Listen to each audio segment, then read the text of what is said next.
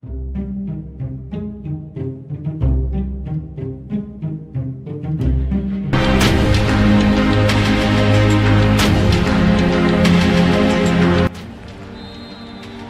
match in 1997 was one such family affair. Just wondering, they're getting a little too involved. It's one of the players involved there that looks like Inzamam ul Haq has gone into the crowd. Now that's very, very unusual. During the limited overs Sahara Cup, Pakistan player Inzamam ul Haq was abused by Indian fans. Yeah, that is very, very ugly. I'm afraid it's not looking good at all. So he decided on some rough justice. I actually think at that point,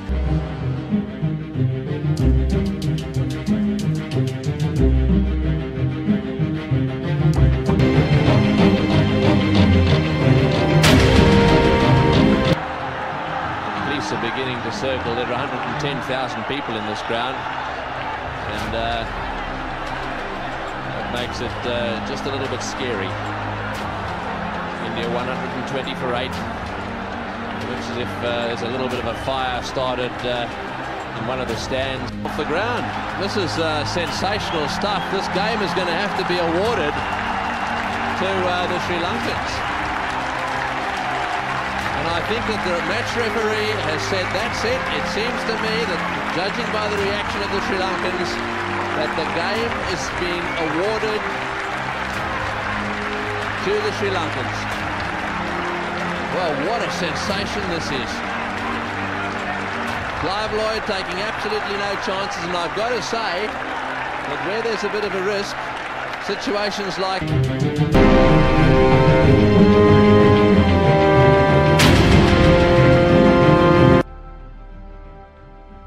But come the fourth test of the series at Lord's, the cricket world was sent into shock.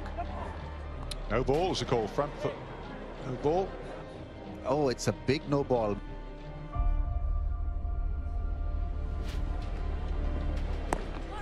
No ball is the call, but that was a short ball. How far was that? Whoa. There is a sombre air here at Lord's this morning following allegations in today's News of the World that some of Pakistan's players are involved in spot fixing in this test match. People at home might think, oh, what does it matter, a couple of no balls? It's the integrity of the game. And it is such a shameful story, and I'm angry, absolutely. I don't have words, I'm in a state of shock.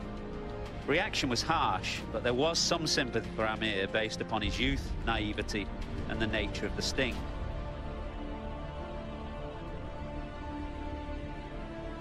Amir, along with his captain Salman Butt and Mohammad Asif, was charged with a conspiracy to cheat. At Southwark Crown Court, he pleaded guilty and was handed a custodial sentence of 6 months, though he only served half of that in a Young Offenders Institute.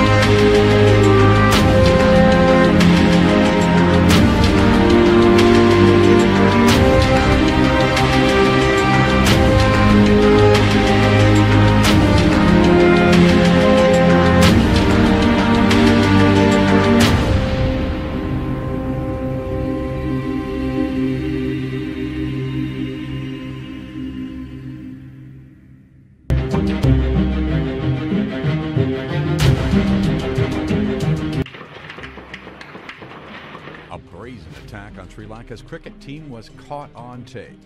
gunmen armed with rifles, grenades, and rocket launchers opened fire on a convoy carrying the squad and match officials. The shots rang out as the team reached a traffic circle near the main sports stadium in eastern Pakistan. The attack then triggered a 15-minute gun battle with police guarding the vehicles. Officials said 6 policemen and a driver were killed, and 7 players, an umpire, and a coach were hurt in the coordinated attack, but their injuries aren't considered life-threatening. Former Pakistani cricket legend turned politician Imran Khan is blasting the Pakistani government's security arrangements. Tuesday's attack reinforced perceptions Pakistan is unable to control a raging militancy that's increasingly threatening to destabilize a nation of 170 million. Sri Lanka had agreed to the tour after India and Australia backed out of scheduled trips over security concerns.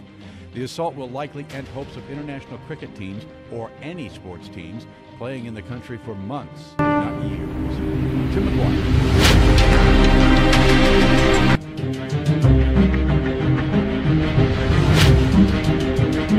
Possibly a little bit disappointing. Let's make sure it isn't underarm, but I've got the feeling. The ex-Victorian skipper. We're going to bowl an underarm. We haven't believed it. That's a disappointing finish. Disappointed Brian affecting the crowd boo. And it's all over. After 50 overs, New Zealand 8 for 229. Well, that's disappointing. Bruce Edgar saying, what's going on? Very disappointed, Bruce Edgar. At the moment, Howard's coming onto the field. One of the New Zealanders are disappointed, and none of them more disappointed than their skipper, Geoffrey Howard. There he is now, talking with the 2 umpires Cronin and Weezer, and I know exactly the reason he's out there. He's played his cricket over in the United Kingdom with Surrey for a number of years.